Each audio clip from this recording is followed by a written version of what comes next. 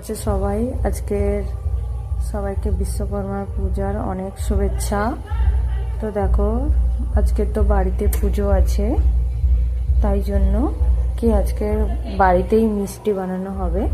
তো গুজিয়া বানানোর জন্য দেখো দুধটা জাল দিয়ে নিয়েছি। তোমরা ভিডিওটা শেষ পর্যন্ত দেখতে থাকো কেমন করে গুজিয়া বানানো হয়। তো দেখো বন্ধুরা, দুধটা জাল দিয়ে আর কি কত সুন্দর ক্ষীর হয়ে গেছে দেখো। তো এবারে কি গুঁড়ো দুধ দিয়ে দেবো এর মধ্যে।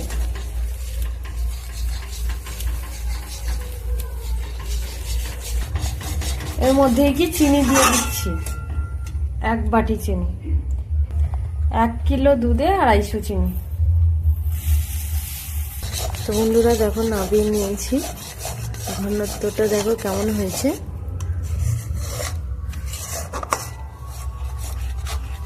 কেমন করে করতেছি দেখো বন্ধুরা।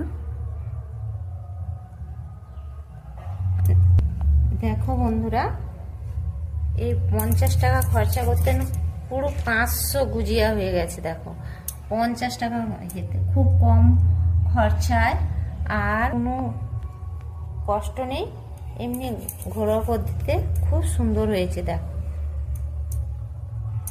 তোমরাও এইভাবে করতে পারো পূজা করতে।